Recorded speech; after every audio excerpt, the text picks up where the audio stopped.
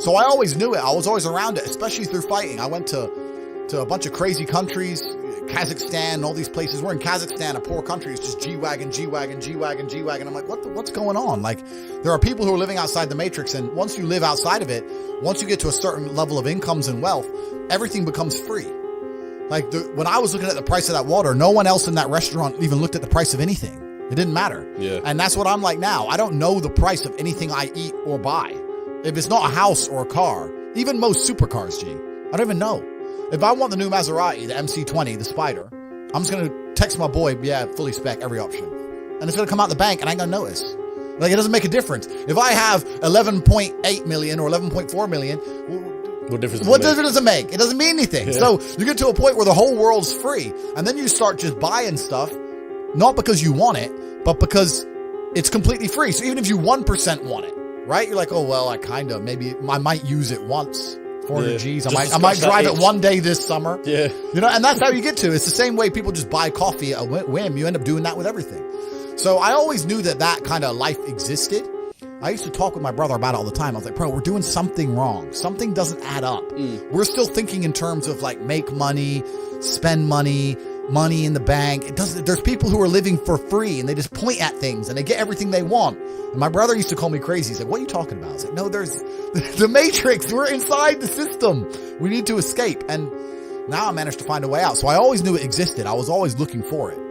And it does exist, man. You can get to a point of income. You can get to a point of wealth generation where literally everything, I don't know how else to say it. I want to say it in a more articulate way for the sake of the podcast. The only way I can explain it is everything is free.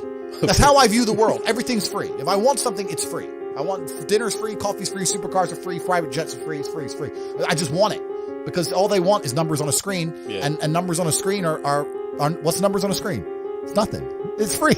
I don't know how else to say it. You're telling me if I give you some numbers on a screen, you're going to go and build me a W16 fucking Bugatti Chiron Pure Sport, and you're going to deliver it to me in my house, and you're going to put it in the color I want, and it's going to be gorgeous and beautiful, and everyone's going to be jealous, and you're going to do that, and all you want is a few numbers on a screen? Safe. Take it. I don't give a fuck. It's free. I don't know how else to explain it. That's the world. That's the level the world gets to. That's mad. So you and Tristan, you do everything together, right? Yeah. Correct. You share everything, businesses, bank accounts. Correct. I think the only thing you don't share is girls, right? Correct. So what's that like, and where did that? I think that's one of the biggest mistakes that people can make.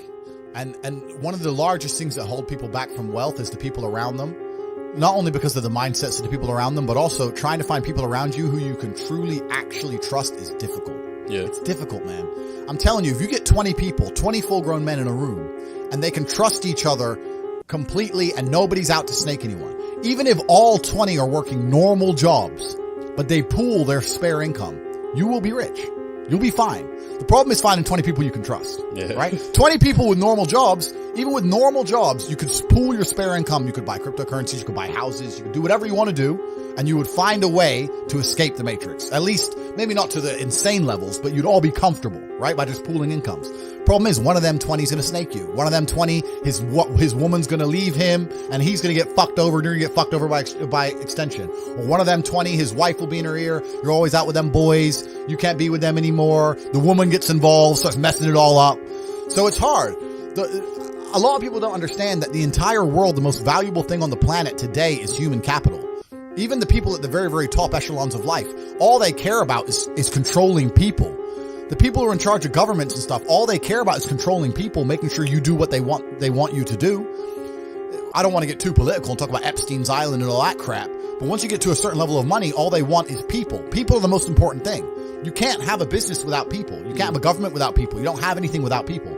So I don't see why you wouldn't have the people you're born with who share blood with and just do a handshake as men and say, okay, let's not fuck each other over, let's get rich. Cause now you're doubling your manpower, right? You're doubling up. So I think that I was always close with my brother and he's always been close with me because we are a team, and you need to have a team. And if you have a team, you stand a better chance. It's player versus player out here, man. It's on the street. It's not easy. For every dollar you make, for every pound you take, you took it from someone else. You don't make money, you take money. People don't understand the way that money works. You're not the Federal Reserve. You can't create money from thin air. Every single pound in your bank is money you took from someone else. And when I say take, I don't mean it in a negative way. You might have convinced them to give it to you. You might have a coffee shop I'll give you a nice coffee. You'll give me some money. Cool. But you still took his money, right? So if you're out here trying to take stuff from other people, don't you want to have a team? You want to do it by yourself? You want to be Rambo? Because if you get two of you doing it. You get two of you. That's right. So the whole idea of this lone soldier, this Rambo, I'll do it all by myself. That's all dead, bro. You need to have a team. It's player versus player. And for the same reason, if you were out here on the street and you want to defend yourself, you want your boys around you. It's the same thing with trying to get rich. Problem is trying to find guys on your level. That's the hard part, right? So you and Tristan have always been close then? We've always been close since the beginning. Every single battle either of us had to face, we faced as a team. Yeah. And our battle to become rich, we faced as a team. We sat there and go, okay, we are going to get rich. It doesn't matter if right now I'm going to start this business and I ain't going to make any money. So you're going to work a wagey job so we have somewhere to live. And I'm going to focus on this as a team, right? So at least we have somewhere to live. If I'm working wagey job, we can't focus on the business. If we're both trying the business, we have nowhere to live, etc. So we've always worked as a team. We've doubled up our manpower. And I think a lot of men understand this and intrinsically would like the idea of this. But a lot of the time women get in the way. I've seen it a million times, bro. I've seen women get in the way of partnerships like that so many times. Cause women don't like you having a strong masculine network cause then you don't need them. They want you to need them. I'll help you. I'll be your partner. Bro, that's the biggest mistake.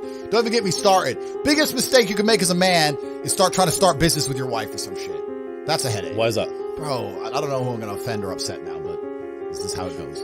Because now you got two different battles you got the relationship you're trying to be in control of, and I got to deal with the business as well. Now it's different if you run the business and you hire her and she does a little bit of admin. Cool. That's fine. But I'm talking about, let's say 50-50 business partners. Yeah. Let's say your chick goes, I want to open a beauty salon, and you pay for her to open a beauty salon. And now this beauty salon, you've put $1 million of your money in it, and it's not open on a Thursday. You're like, why isn't it open on Thursdays? Oh, I had a headache. What do you mean you had a headache, bro? I just spent $1 million. Yeah, but Claire's sick and I have a headache.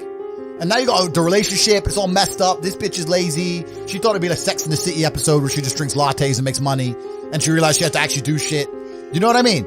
It's all getting messy there. Whereas when you're with your boys and let's say you invest $1 million in something, it's not open on Thursday, you can go to the house and say, what the fuck's wrong with you? Don't be a bitch. You're a man. Yeah. You can just say, look, we need to open. You can't do that with chicks. It's hard. So even now, I've got 45 people who work for me and not a single one is a female. Not one.